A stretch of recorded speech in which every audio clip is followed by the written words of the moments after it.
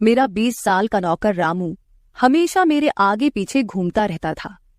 मैंने उसे छोटा समझा था, लेकिन एक दिन उसने मुझसे कहा, मालकिन, मुझे छोटा समझने की गलती मत कीजिए।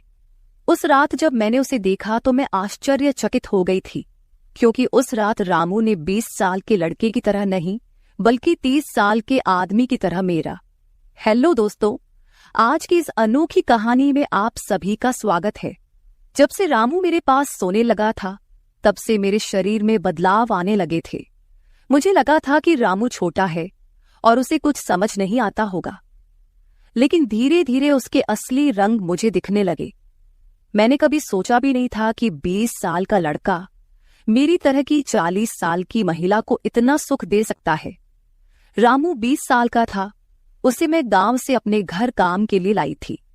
मेरे घर में सिर्फ मैं और मेरा 1 साल का बेटा था। जब मैं काम पर जाती थी तो रामू मेरे बच्चे की देखभाल करता और वह मेरे घर में ही रहता था। मैं बिना शादी के मां बन गई थी।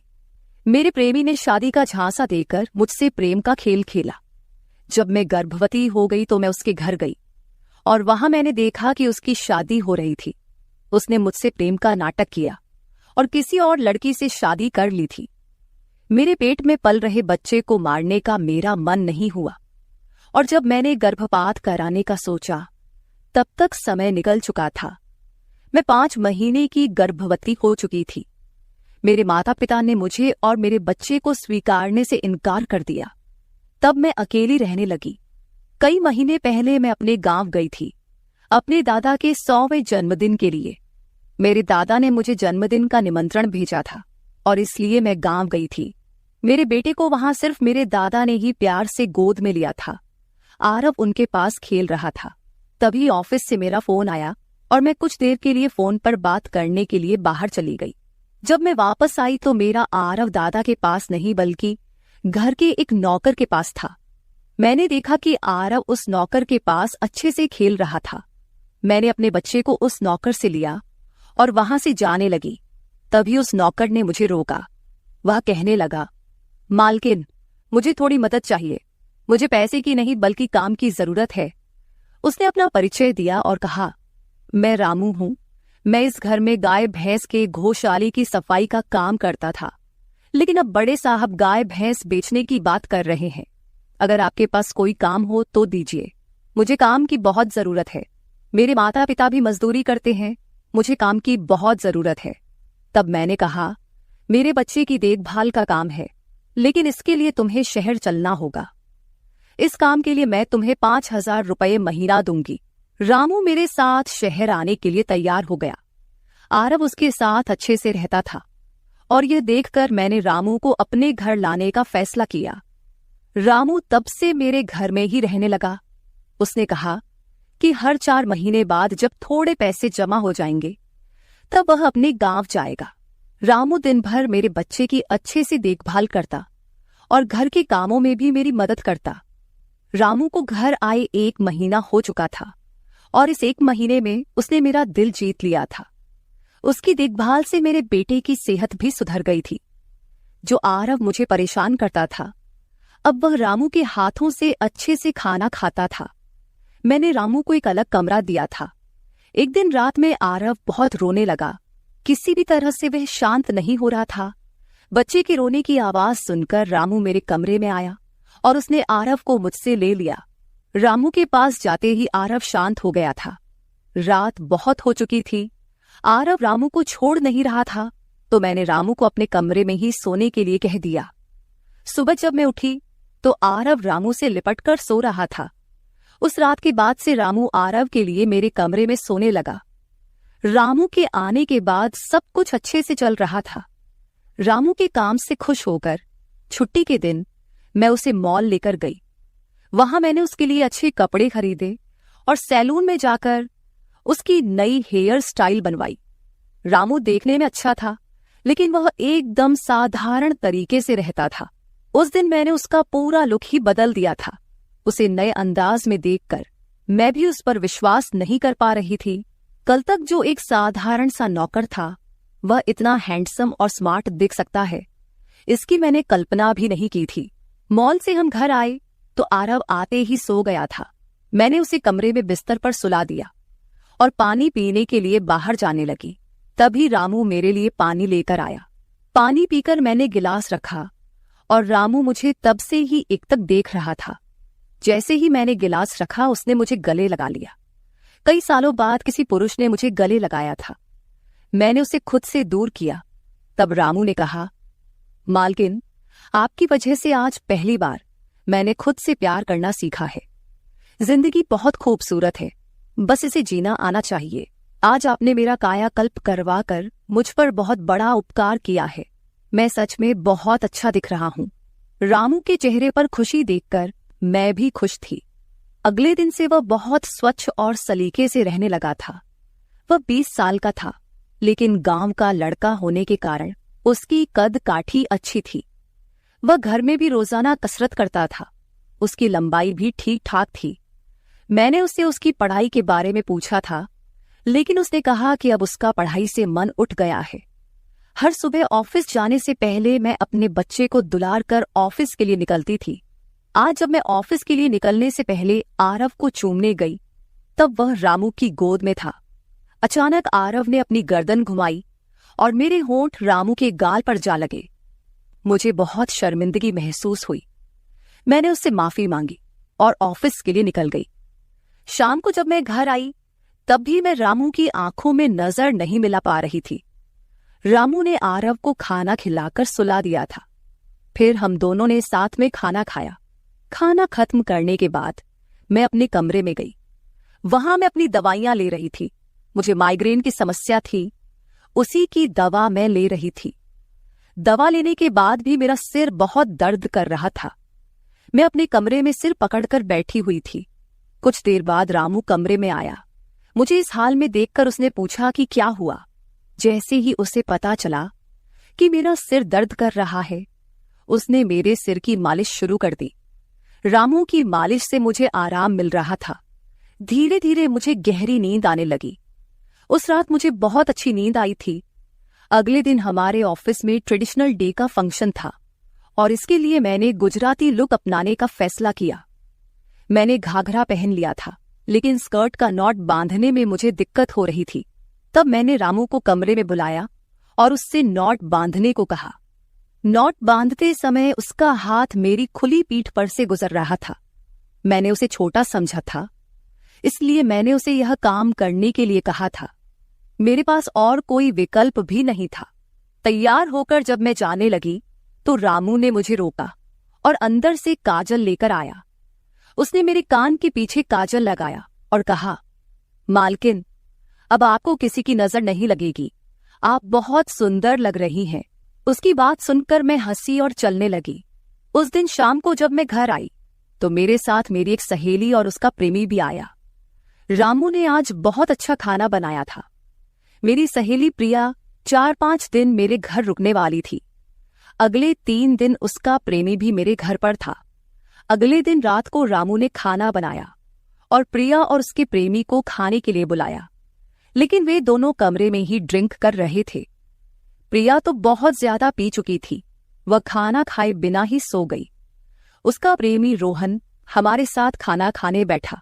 उसने कहा, प्राची, तुम प्रिया से भी ज्यादा सुंदर हो। रोहन के बोलते ही रामू उसे गुस्से से देख रहा था। खाना खत्म करने के बाद रोहन अपने कमरे में चला गया। उसके जाते ही रामू मुझसे कहने लगा, मालकिन, आपके ये कैसे दोस्त हैं? मुझे उस आदमी की बात बिल्कुल भी अच्छी नहीं लगी। तब मैंने रामू से कहा, मैं तुझे घर के सदस्य की तरह मानती हूँ। इसका यह मतलब नहीं कि तू मेरे मेहमानों से कुछ भी कहे। तेरा काम है आए हुए मेहमानों की सेवा करना, इसलिए तू सिर्फ वही कर। बाकी मुझे कुछ सिखाने की जरूरत नहीं। रामू को डांट कर मैं अपने कमरे में चली गई। मैंने उसे डांट दिया था, फिर भी वह मेरे लिए पानी लेकर आया। तब मैंने अपनी दवा ली और पानी पीकर सो गई। आज रामू मेरे कमरे में सोने नहीं आया था, ऐसा मुझे लगा। लेकिन सुबह जब मेरी आंख खुली, तो मैंने उसे अपने बगल में पाया। सुबह मेरी आंख खुली तो मेरे सामने प्रिया थी। वह बहुत गुस्से में लग रही थी। रामू को मेरे सामने लाया गया। उसके हाथ में प्रिया की ओढ़नी बंधी हुई थी। प्रिया ने कहा, तुम्हारे इस देहाती नौकर ने मेरे प्रेमी का हाथ तोड़ दिया है। रामू बस सिर हिलाता रहा और बोला, मालकिन, मैंने कुछ भी नहीं किया।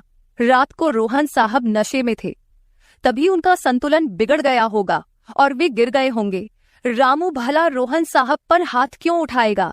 प्रिया अब भी नशे में लग रही थी, ऐसा मुझे लगा। रामू ने मेरे लिए उन दोनों से माफी मांगी। प्रिया और रोहन तभी वहां से चले गए। रामू मुझसे भी माफी मांगने लगा।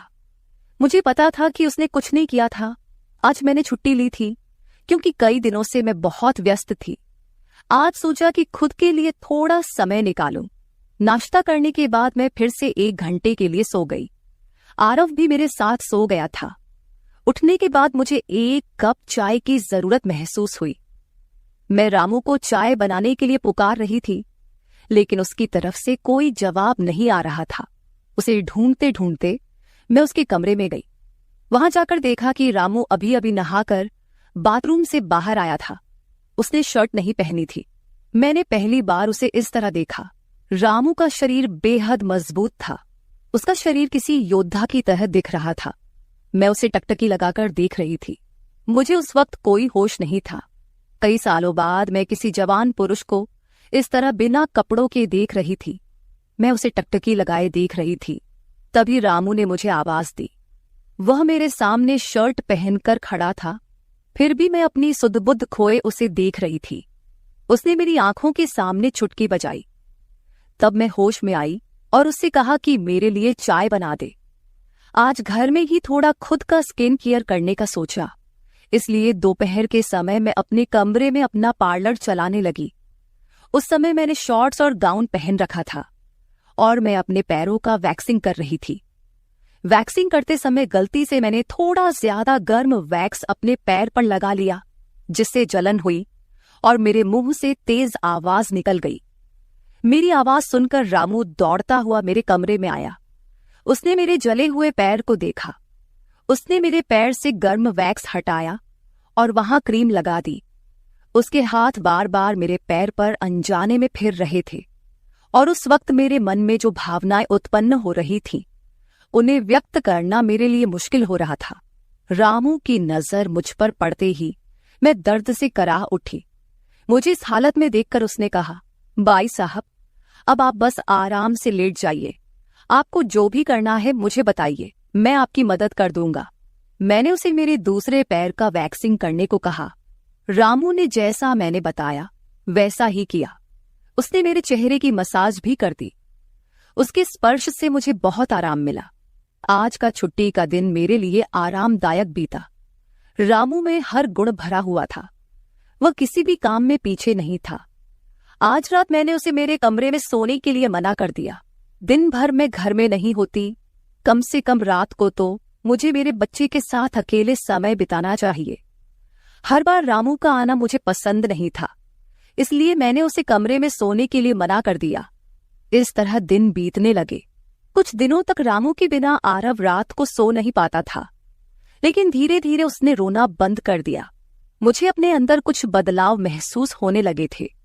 सुबह उठते ही मेरा शरीर बहुत दुखने लगता था। अचानक ये सब क्यों हो रहा है, समझ नहीं आ रहा था। कुछ दिनों में मेरी शारीरिक पीड़ा इतनी बढ़ गई कि मुझे बिस्तर से उठने की भी इच्छा नहीं होती थी। तब मैंने ऑफिस से 1 हफ्ते की छुट्टी ले ली। कुछ दिनों आराम किया, शायद थोड़ा ठीक हो जाऊं। अब पूरा वक्त आरव रामू के साथ रहता था। जब उसे भूख लगती तो वह बीच बीच में मेरे पास आ जाता। आज मैं अपनी कमर पकड़कर बैठी थी। रात को रामू पानी लेकर मेरे कमरे में आया। मेरी कमर पर हाथ देखकर उसने समझ लिया कि मुझे बहुत तकलीफ हो रही है। रामू ने कहा, बाई साहब, अगर आपको कोई आपत्ति ना हो तो मैं आपकी कमर की मालिश कर देता हूं। मेरी कमर इतनी दुख रही थी कि मैंने उसकी मालिश के लिए हाँ कर दी, लेकिन उससे पहले मैंने अपने कमरे की लाइट बंद कर दी। छोटे 0 बल्ब की रोशनी में मेरी कमर उसे नहीं दिखेगी, इसलिए मैंने कमरे की बड़ी लाइट बंद करके 0 बल्ब जला दिया। वह जब मालिश कर रहा था मुझे बहुत आराम मिल रहा था। मालिश करने से मेरी पीड़ा जैसे झट से गायब हो गई थी। मालिश करते समय रामू ने मुझसे पूछा, बाई साहब, आपको आरव के पिता की कभी याद नहीं आती? आप इतनी सुंदर और जवान होकर भी अभी तक अकेली क्यों हैं? उसके सवाल का मेरे पास कोई सही उत्तर नहीं था।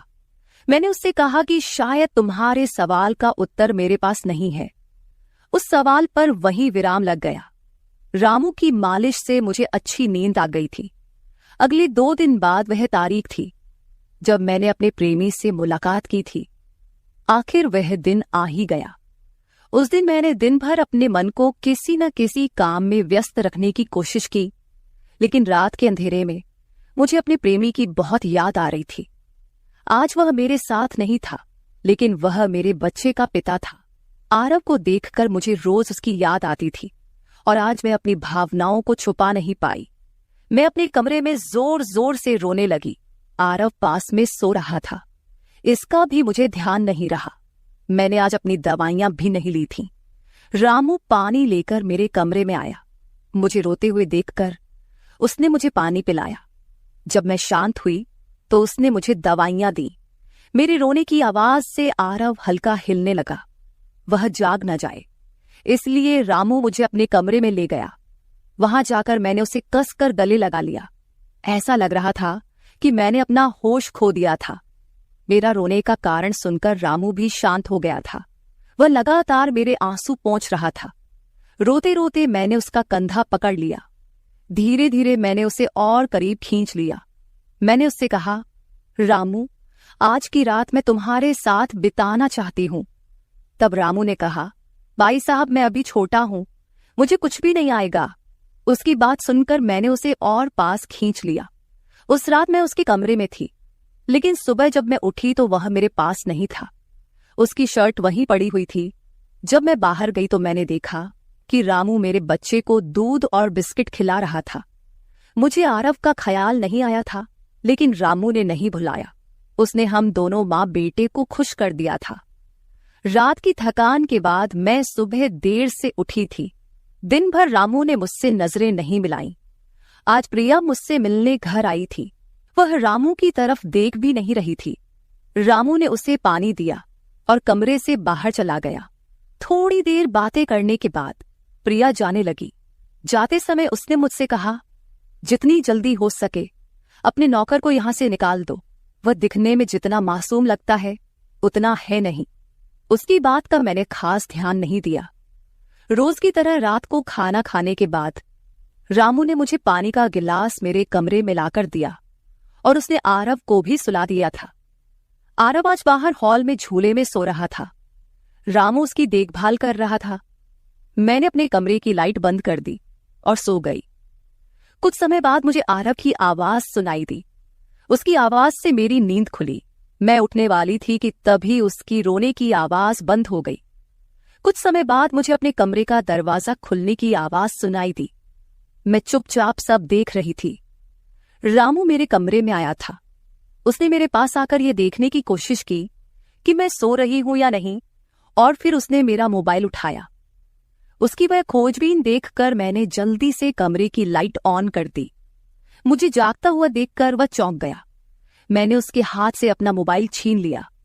मैंने उससे कहा, रामू, ये सब क्या चल रहा है?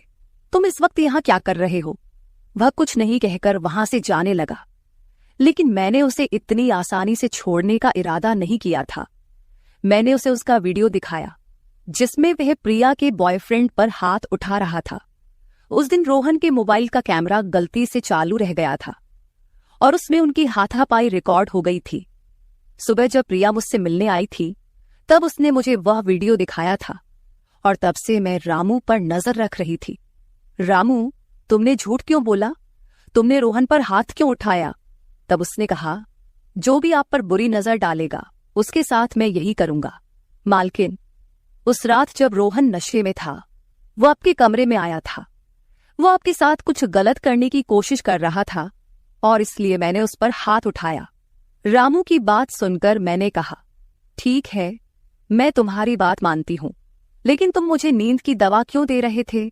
आज मैंने तुम्हें मेरे पानी में दवा मिलाते हुए देखा है। तुम्हारी नजर मुझ पर थी और तुम जो चाहते थे वह मैंने तुम्हें दे दिया है। अब अपना हिसाब करो और गांव निकलो। मेरी बात सुनकर रामू बोला, मालकिन, आप जैसा सोच रही हैं वैसा कुछ भी नहीं हुआ है। कल रात मैंने आपके साथ कुछ भी गलत नहीं किया।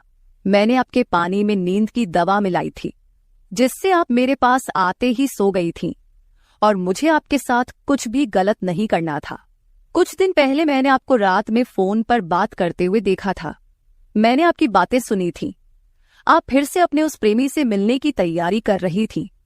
आपकी मुलाकात आपके ही घर में तय हुई थी। मुझे यह सब पता था। आप उससे ना मिले, इसलिए मैं आपको रात में नींद की दवा दे रहा था। वह व्यक्ति अब भी आपको धोखा दे रहा है। वह आपसे झूठ बोल रहा है।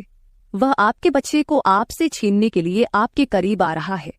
उसकी पत्नी को बच्चा नहीं हो सकता, इसलिए वह आपके पास आ रहा है। उसने अपनी पत्नी को तलाक नहीं दिया है। वह आपसे झूठ बोल रहा है। रामू, तुम हो कौन? तुम्हें यह सारी जानकारी कैसे मिली? तब उसने कहा, आपके बाबा साहेब ने मुझे आपका फोटो दिखाया था। मुझे आप पहली नजर में ही अच्छी लगी थी, लेकिन बाबा साहेब ने यह भी कहा था कि आप शादी के खिलाफ हैं। तब मैंने उनके साथ मिलकर यह प्लान बनाया। आपके दिल में अपनी जगह बनाने के लिए मैं यहां आया था, लेकिन यहां आने के बाद मैंने देखा कि बहुत से लोग आप पर बुरी नजर रखते हैं, इसलिए मैंने आपकी सुरक्षा करनी शुरू कर दी। रामू 20 साल का नहीं था। मेरा पहला शक सही निकला। वह 30 साल का था और एक अच्छी नौकरी पर था। उसने मेरे प्यार के लिए इतनी मेहनत की थी। रामू ने मेरे प्रेमी के बारे में जो भी कहा था वह सब सच था। रामू ने मेरे प्रेमी की सारी जानकारी सही निकाली थी। रामू जैसा ईमानदार पति और मेरे बच्चे का पिता मिलना मेरे लिए बहुत बड़ी बात थी। मैं अपने प्रेमी के धोखे के जाल में फंसने से बच गई थी। आज मैं विक्रांत उर्फ रामू के साथ बहुत खुश हूं। वह मुझसे और मेरे बच्चे से बहुत प्यार करता है। मेरे बाबा साहिब की वजह से आज मेरा परिवार शुरू हुआ। मुझे रामू जैसा पति मिला, ये मेरा सौभाग्य था। दोस्तों, जो आपसे सच्चा प्यार करता है वह किसी भी कठिनाई में आपका साथ नहीं छोड़ता। रिश्ते निभाने वाले को किसी वजह की जरूरत नहीं होती, और रिश्ते तोड़ने वालों के लिए एक बहाना भी काफी होता है। तो दोस्तों, ये थी हमारी आज की छोटी सी कहानी। आपको ये कहानी कैसी लगी कमेंट करके जरूर बताएं। अगर आप ऐसी ही और भी इंटरेस्टिंग कहानियां सुनना चाहते हो तो चैनल को सब्सक्राइब जरूर कर ले और बेल नोटिफिकेशन ऑन कर ले, ताकि आपको मेरी आने वाली हर वीडियो समय से मिल सके। कल मिलेंगे एक और वीडियो के साथ। धन्यवाद।